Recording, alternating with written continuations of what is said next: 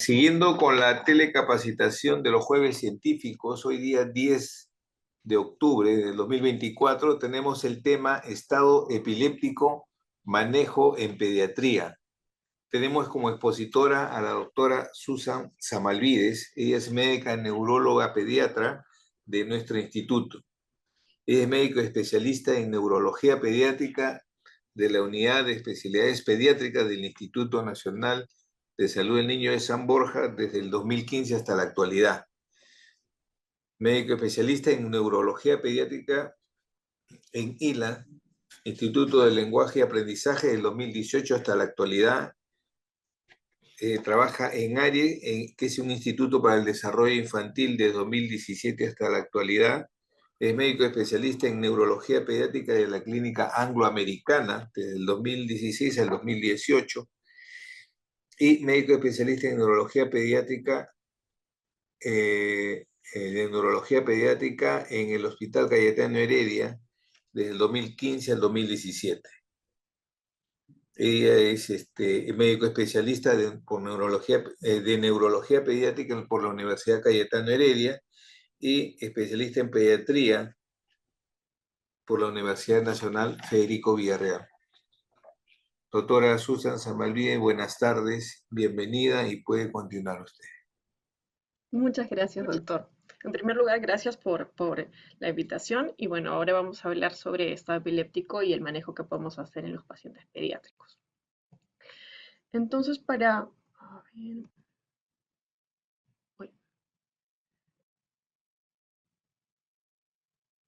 no están corriendo las diapositivas. A ver si alguien de repente me puede ayudar con eso.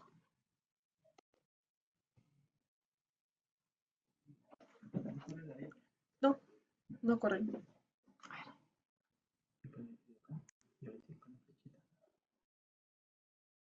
Ya, genial, gracias.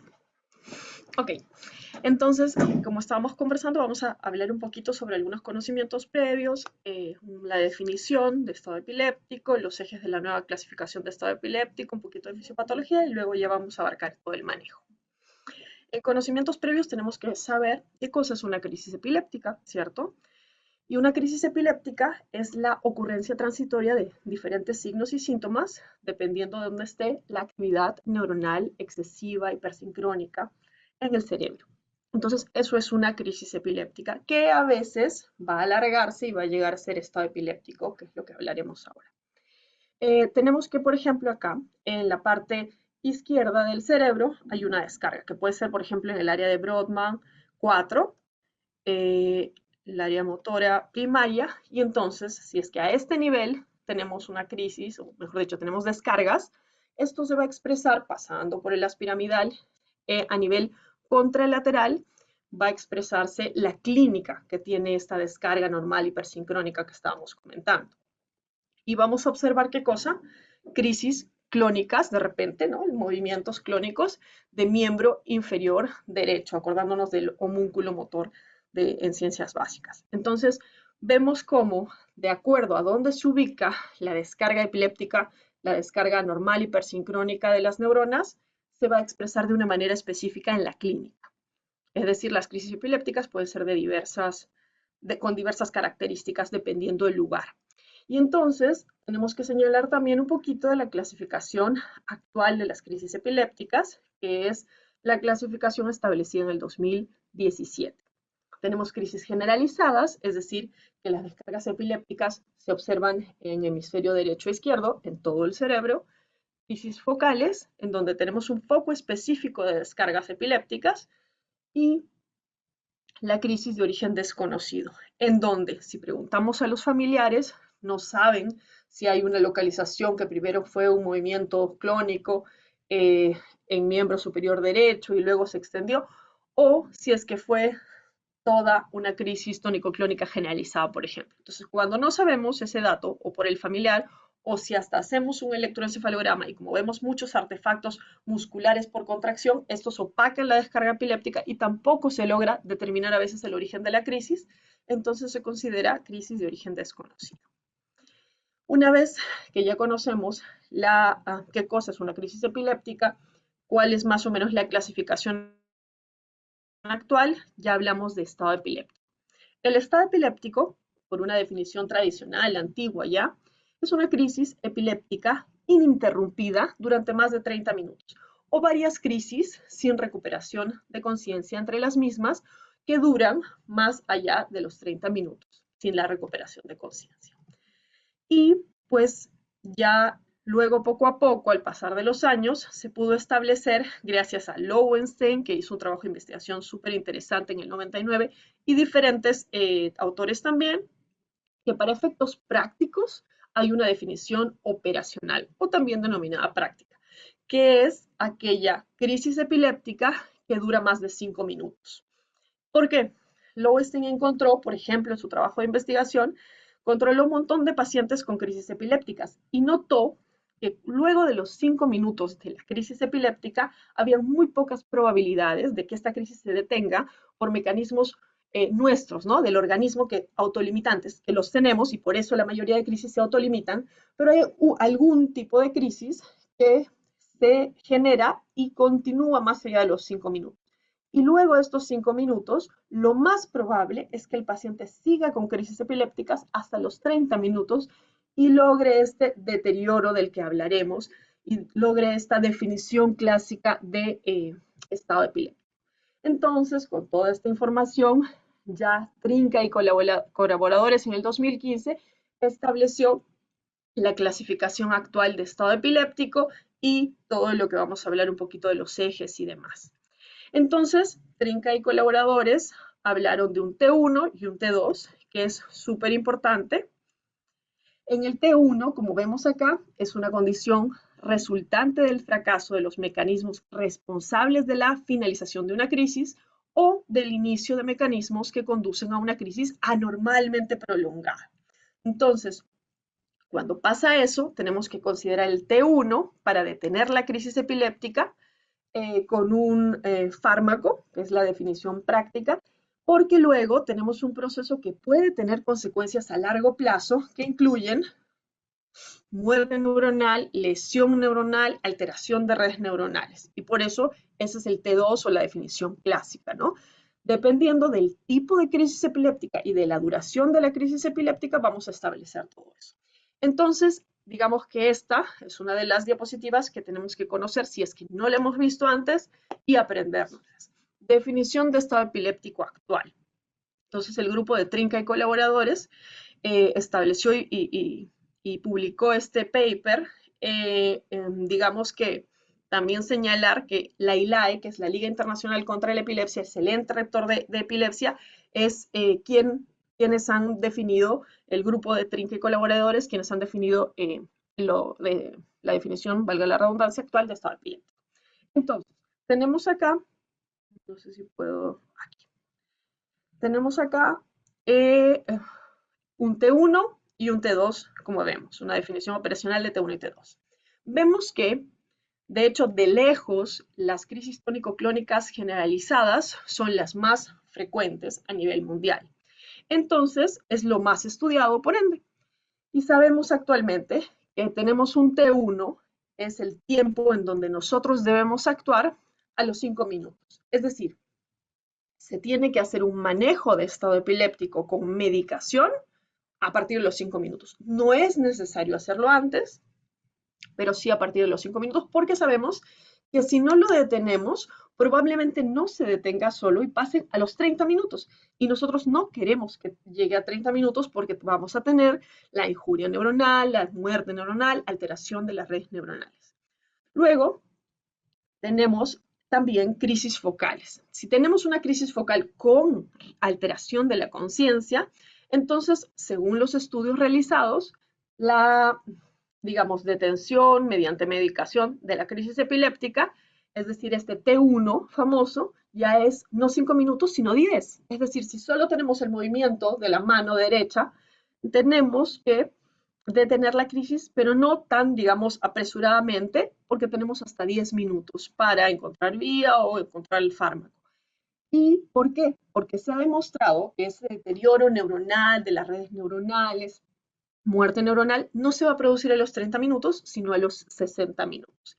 Más aún si hablamos de una crisis de ausencia, el estado epiléptico por crisis de ausencia no hay, como es raro, no hay un conocimiento actual respecto, solo hay papers, digamos, de reportes de casos, no hay un conocimiento actual de un T2. Y por eso se ha consensuado que va entre 10 a 15 minutos en donde debemos detener la crisis epiléptica para que no genere deterioro al paciente cuando el paciente está en una crisis de ausencia. Estos son los 3 tiempos importantes, o en todo caso podemos aprendernos el de los 5 minutos, que es muy importante para poder trabajar en emergencia con los pacientes.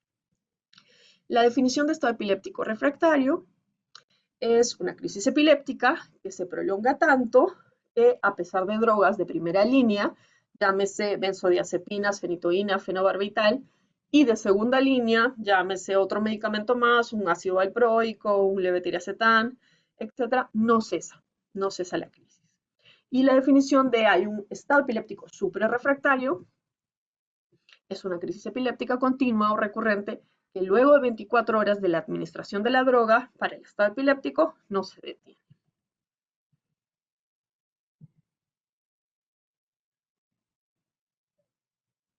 Los ejes de clasificación, solo para mencionar brevemente, porque de hecho no es de lo que tenemos que hablar hoy día, en este paper de Trinca y colaboradores se estableció en 4 ejes.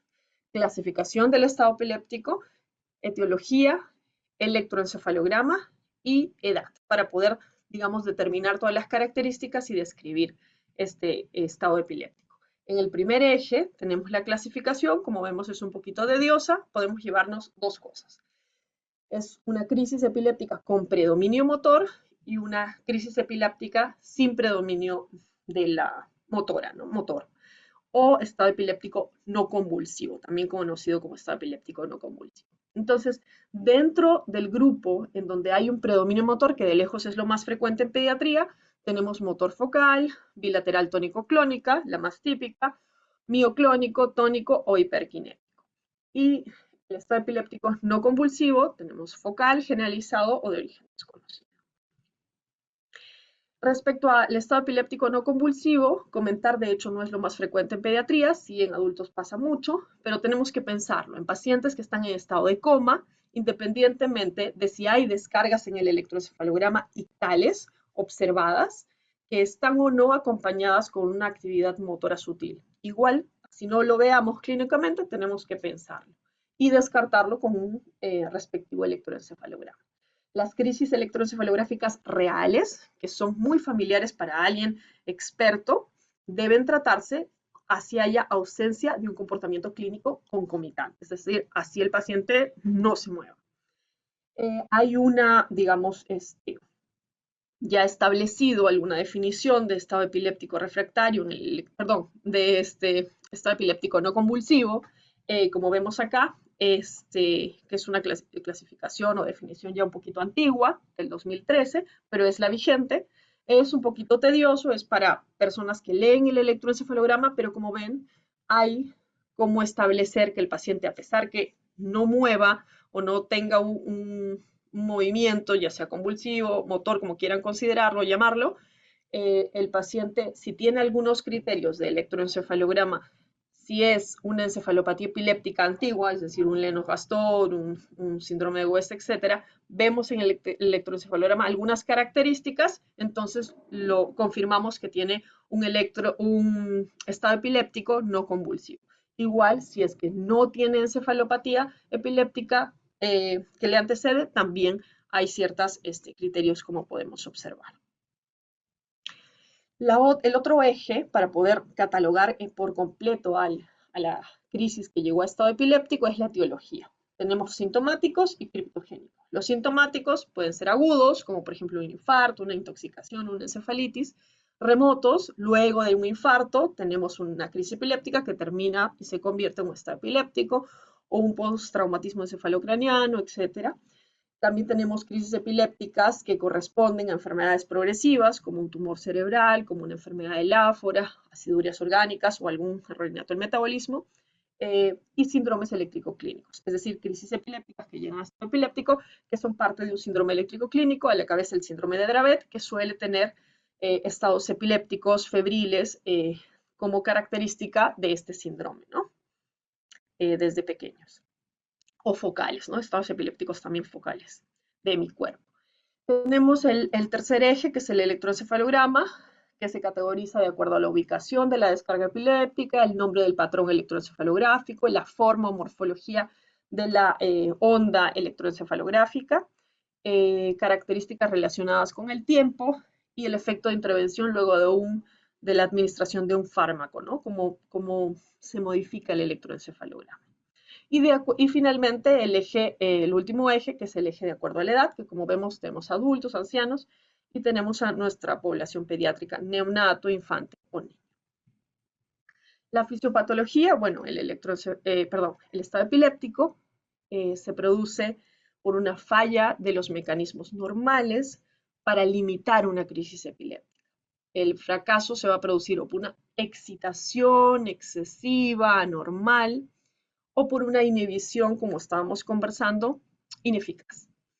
El glutamato es el mayor aminoácido excitatorio y la activación excesiva de sus receptores va a causar pues, un estado epiléptico. Igual el ácido gamma-aminobutírico, el GABA, y su alternancia en el metabolismo, de su metabolismo a nivel de la sustancia negra también, según las investigaciones, contribuye mucho al estado epiléptico, entre otras. Las complicaciones de un estado epiléptico. La falta del diagnóstico y tratamiento del estado epiléptico ha demostrado un aumento significativo en la morbimortalidad neurológica. Tan pronto como el estado epiléptico se diagnostica, se debe instaurar un tratamiento adecuado y rápido para poder, pues, prevenir esa morbimortalidad neurológica alta. Entonces, hablemos de tratamiento. En cuanto al tratamiento, tenemos que la elección terapéutica va a ser importante para la elección terapéutica la eficacia del control de las crisis, como en minimizar las recurrentes crisis que puedan sobrevenir en el tiempo después, la rapidez y la vía de administración más confiable y la máxima seguridad y el mayor perfil de tolerancia. Para poder hablar sobre el manejo, tenemos que recordar lo que estábamos conversando. Está epiléptico T1 en un tónico clónico generalizado a los 5 minutos. Estado epiléptico ya establecido, el T2, a los 30 minutos. Un estado epiléptico refractario entre 30 y 60 minutos y un estado epiléptico súper refractario más allá de los 24 horas. Entonces, ¿cómo manejamos un estado epiléptico precoz? Es decir, el manejo de este a partir de los 5 minutos, ¿no es cierto?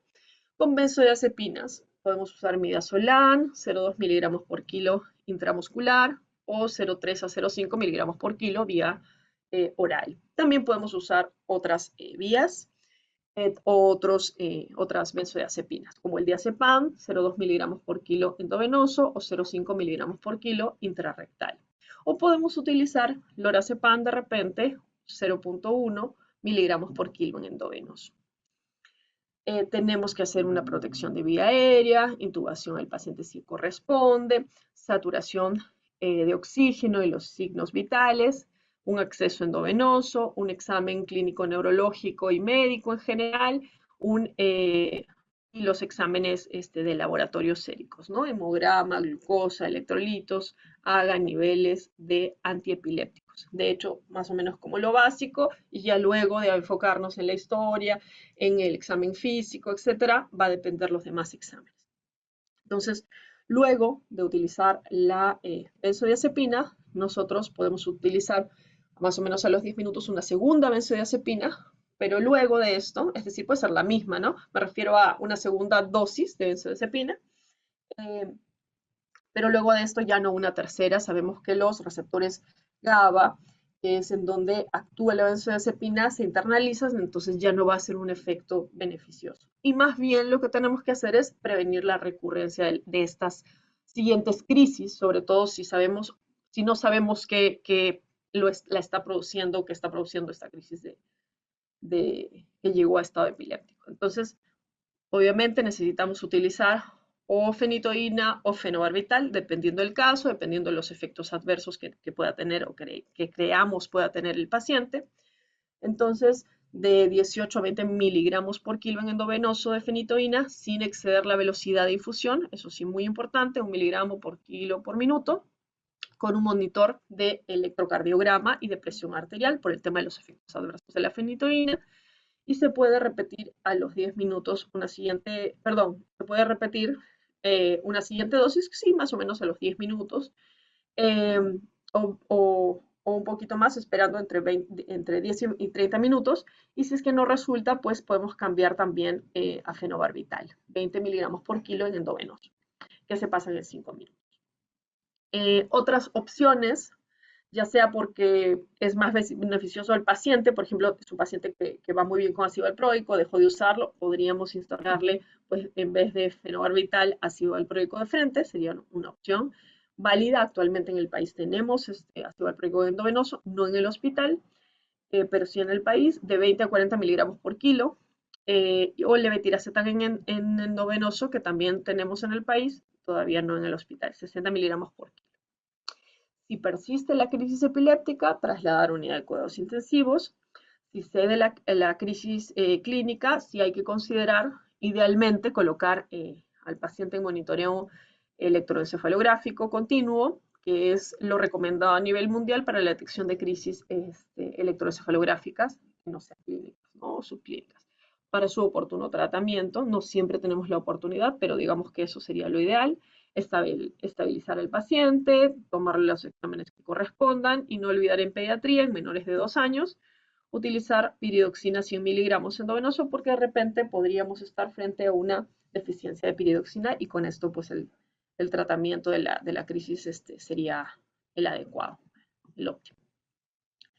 Señalar que, bueno, este paper me parece súper interesante y muestra cómo se comparó. Se utilizaron pacientes pediátricos, es una corte larga, multicéntrico, randomizado, doble ciego, de 384 pacientes, en donde se usó levetiracetam, fosfenitoína, que es lo que usan en Norteamérica, sobre todo, que es un equivalente a fenitoína, y ácido valproico, en las dosis más altas, ¿no? Las dosis indicadas, 60 miligramos por kilo en el levetiracetam, 20 miligramos por kilo de fosfenitoína y 40 miligramos por kilo en ácido valproico. Y como ven, todos estos fármacos tuvieron la misma eficacia en cuanto a la detención de crisis epilépticas a los 60 minutos, que es donde se midió.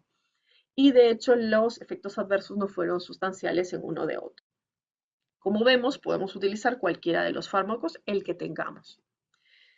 En el caso de que el paciente no mejore con un segundo fármaco, ¿no? Entonces lo que utilizamos, o fármacos de segunda línea, ¿no? Lo que utilizamos ya es midazolam en infusión, por ejemplo, con una carga de 0,1 a 0,2 miligramos por kilo, seguido de infusión continua a 0,1 a 0,4 miligramos por kilo por hora, y controlar las crisis idealmente con un electroencefalograma. Obviamente evitar enfermedades renales o tener mucho cuidado, monitorización, enfermedades hepáticas, miastenia gravis, porfiria. Y el estado epiléptico refractario, sin respuesta tampoco al midazolam infusión, podemos seguir utilizando tiopental o pentobarbital o propofol o ketamina, ¿no? Ya eso es el manejo en unidad de cuidados intensivos. Para señalar esta revisión sistemática, concluye algo que creo es importante establecer para que no tengamos inconvenientes en utilizar cualquier benzodiazepina que nosotros tengamos a la mano. El riesgo para efectos adversos es bajo con las benzodiazepinas, de depresión respiratoria es bajo, pero sobre todo se da con diazepam rectal. El lorazepam, el diazepam endovenoso, tiene tasas similares de cese de crisis que en comparación con el diazepam intrarrectal, ojo con eso.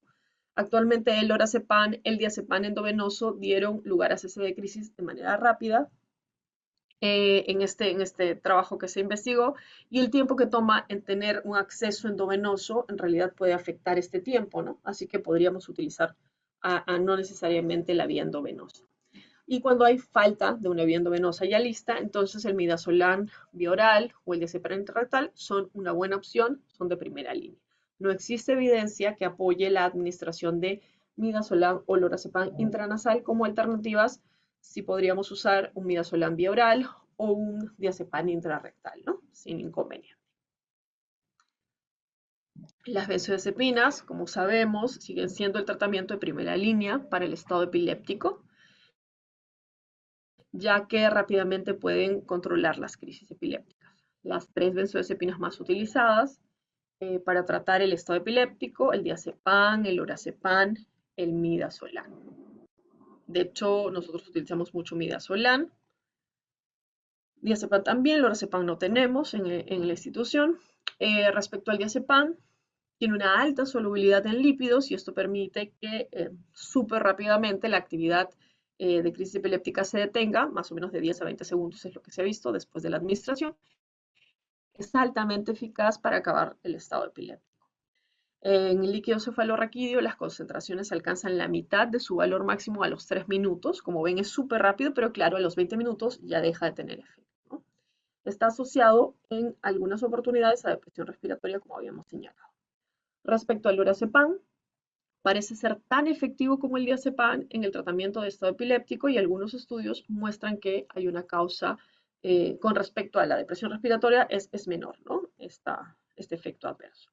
La administración rectal del lorazepam puede ser eficaz cuando no hay un acceso endovenoso y la intranasal es otra opción también eficaz, además de la sublingual.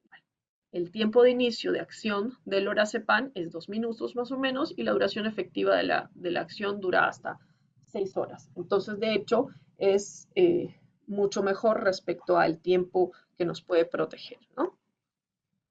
de la crisis o de eficacia. En cuanto al midazolam, también es muy eficaz. A menudo su efecto se ve en menos de 1 minuto, pero tiene un tiempo de vida media corta en el sistema nervioso central.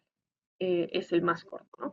Además, se puede utilizar por vía endovenosa, por vía intramuscular, intranasal, vía oral, y se asocia a mínimos efectos secundarios, de los cuales son sobre todo cardiovasculares. El midazolam vía oral es tan efectivo como el diazepam intrarrectal. Muy bien, respecto a la fenitoína, es un fármaco de acción prolongada. Su principal ventaja es prevenir la recurrencia de las crisis epilépticas luego de haber utilizado una benzodiazepina, fenitoína. Y tiene como efecto secundario hipotensión y arritmias cardíacas, por eso es importante monitorizar la frecuencia cardíaca y la presión arterial.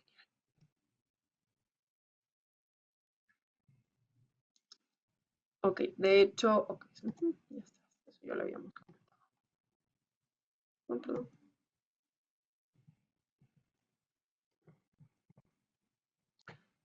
El fenobarbital, voy acá, creo que, segundo por favor, ya, vamos a ver primero. El fenobarbital es un barbitúrico muy comúnmente utilizado también en estado epiléptico. Es un fármaco antiepiléptico de acción muy prolongada. Los efectos secundarios incluyen sedación, incluyen depresión respiratoria, la intubación endotraqueal y la ventilación mecánica pueden ser necesarias cuando se está utilizando fenobarbital. El riesgo de sedación prolongada también hay que considerarlo, puede ser mayor, puede ser largo, pues su tiempo de vida media va entre 87 y 100 horas. Ojo con eso, entonces varios días de somnolencia podemos tener con el fenobarbital. Tratamientos de segunda línea. Perdón, un segundo que... Ya, con fenitoína me faltaba comentar que de hecho no debe ser infundida junto con el líquido que contenga dextrosa porque precipita y a riesgo de lesiones, sobre todo cuando se infunde rápidamente, de dolor local y hasta trombosis venosa o síndrome de guante morado, que es lo que vemos la figurita, ¿no? O sea, también ojo con la fenitoína y la infusión que se coloca. En cuanto al tratamiento de segunda línea, luego de fenitoína y fenobarbital, si no podemos usarlo por alguna contraindicación o si tenemos a la mano algún otro de estos fármacos, bueno, se puede utilizar ácido valproico endovenoso, levetiracetam, lacosamida, en endovenoso que se utiliza en otros países, acá no tenemos. El ácido valproico en diferentes series y ensayos clínicos se ha mostrado muy eficaz. Es un estudio aleatorio, en un estudio aleatorio de 40 pacientes, con estado epiléptico refractario, el ácido valproico detuvo las crisis más rápidamente que la infusión de diazepam. El tiempo fue 5 versus 17 minutos. Entonces, de hecho, ninguno requirió ventilación mecánica o hizo hipotensión. Estos no son efectos adversos del ácido valproico. Sí considerar la hepatotoxicidad, la transaminasemia, ¿no?, que puede generar. Pero, de todas maneras, es bastante efectivo. Los metaanálisis encontraron que es eficaz para controlar las crisis epilépticas prolongadas y se puede administrar rápidamente en vía endovenosa, ¿no?, a diferencia de la fenipina, por ejemplo. Es muy fácil de utilizar y bien tolerado, a no ser en un paciente hepatópata, ¿no?, que ahí sí no sería una buena opción. El levetiracetam está disponible en formulación endovenosa actualmente. Hay numerosos trabajos publicados en niños, se utiliza mucho en neonatología. En una revisión de 11 pacientes que recibieron levetiracetam para estado epiléptico refractario, se concluyó que era claramente beneficioso en 5, que es más o menos lo que sucede con la mayoría de fármacos antiepilépticos en los pacientes con estado epiléptico refractario. Es una droga eficaz, bien tolerada, con un amplio espectro de eficacia para todos los tipos de crisis, ojo con eso. Si no tenemos el tipo de crisis bien definido, entonces levetiracetam es una excelente opción. Y en general es una buena opción porque tiene un bajo potencial de interacciones con otros fármacos, tiene un metabolismo, gracias a su metabolismo hepático mínimo y su baja unión a proteínas plasmáticas, que solo es 10%, entonces tiene un gran perfil de seguridad y eso es ventajoso con el levetiracetam. Y además, un metaanálisis encontró que el levetiracetam es tan efectivo como el ácido valproico y la fenitoína, ¿no?, como habíamos ya comentado. La lacosomida no la tenemos en el país en endovenoso, pero bueno, vía oral también podría ser una opción, que es lo que tenemos. Es un medicamento aprobado ya para pacientes pediátricos con crisis parciales, en monoterapia o terapia adjunta, y que también en estado epiléptico refractario, por ejemplo, hay un trabajo con 11 niños, en donde mostró eficacia en detener crisis en 45% de los pacientes sin efectos adversos serios. Entonces, es efectivo y bien tolerado para estado epiléptico refractario. Ya, si es que no mejora el estado epiléptico, hay opciones de, como ven, ketamina, topiramato, allopurinol, lidocaína, etcétera, ya que son reportes de casos. Tratamiento para estado epiléptico superrefractario, igual dieta cetogénica, tratamiento inmunomodulador, BNS, también algún reporte de casos, cirugía de epilepsia, hipotermia, piridoxina, magnesio, etcétera. Y bueno, esa es la exposición. Y eso es el equipo del Comité de Epilepsia, al cual presido en el hospital, y estamos trabajando para poder resolver más casos interesantes y poder ayudar. Listo, eso es todo. Gracias. No sé si tienen alguna pregunta.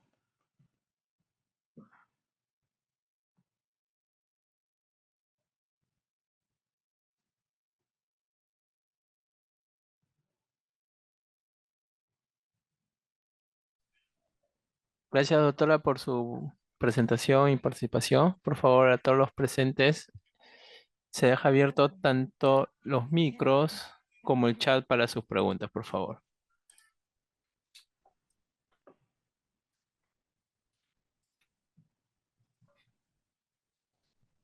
No se olviden de marcar la asistencia que se está colocando en el chat del grupo a continuación.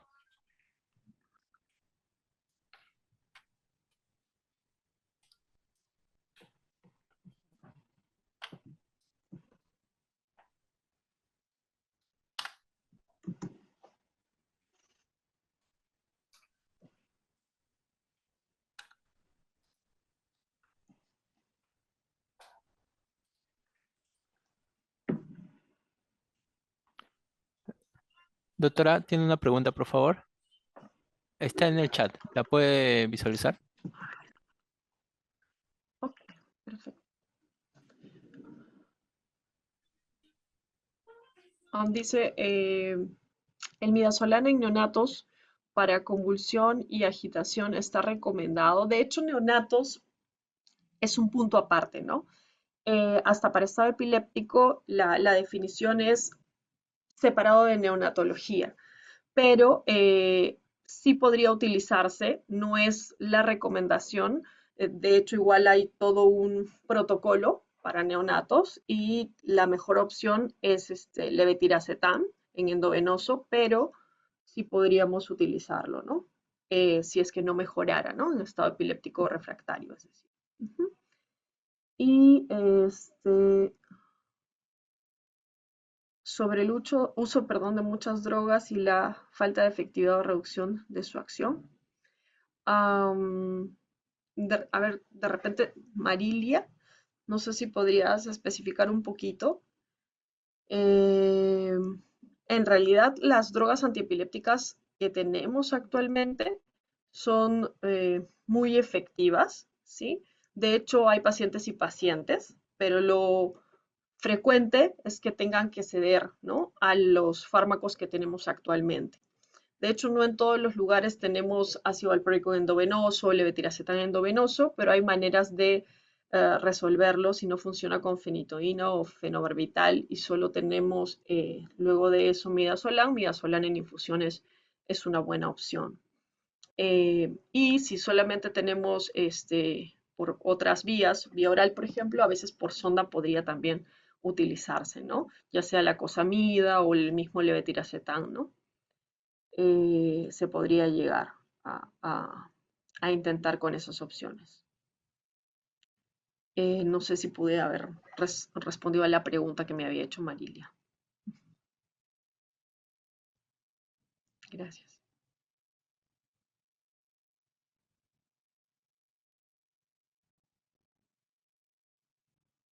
Muy libre. A ver, a los participantes, siguiente pregunta, por favor. Recuerden que está abierto tanto los micros por el chat.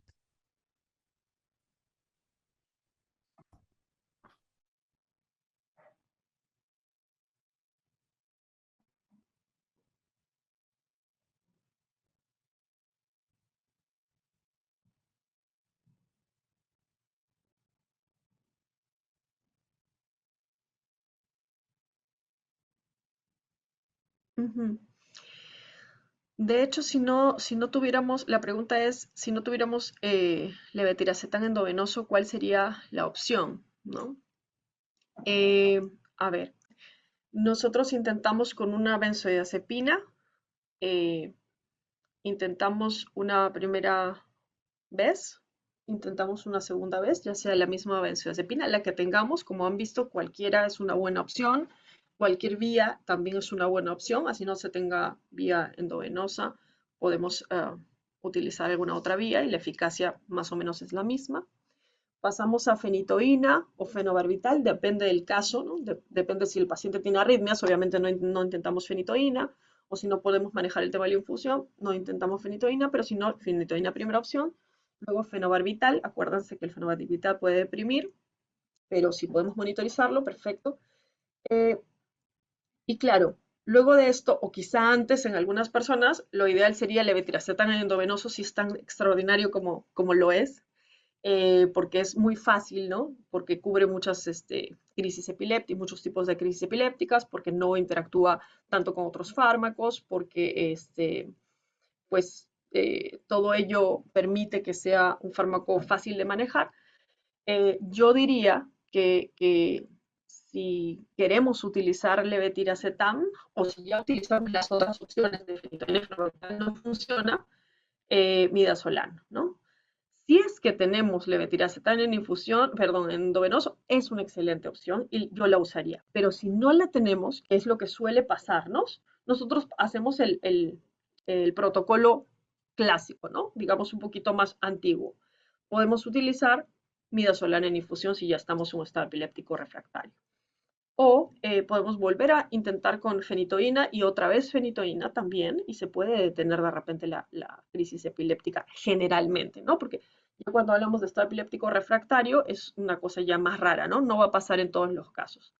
Este, eso, ¿no? De hecho, si lo tenemos, excelente, pero si no lo tenemos, las otras opciones, como han visto, ácido valproico endovenoso, que podrían tenerlo de repente, un poquito más, o midazolam o hasta la cosamida vía oral, si hay, que en farmacias acá en Lima ya hay bastante libremente, en sonda también podría ser una opción, ¿no? Pero ya todo esto, hablando de tratamiento de una crisis epiléptica que va a estado epiléptico refractario ya, ¿no? Entonces hay opciones, pero de hecho sería ideal que todos tengamos en el país levetiracetam en endovenoso. Creo que sería una opción para un manejo un poco más fácil, ¿no? No porque sea más eficaz, ojo, eh, para estado epiléptico, no porque sea más eficaz, sino porque tiene menos efectos adversos y es más fácil su uso porque podemos estar frente a un paciente que tiene un montón de fármacos y le damos y poco probable que haya interacción, ¿no? Por ese tema, no por la eficacia. La eficacia para detener la crisis, como han visto, con casi todos los fármacos, ¿no? Fenitoína, ácido valproico, fenobarbital son eficaces. Son antiguos, tienen algunos efectos adversos, pero son eficaces.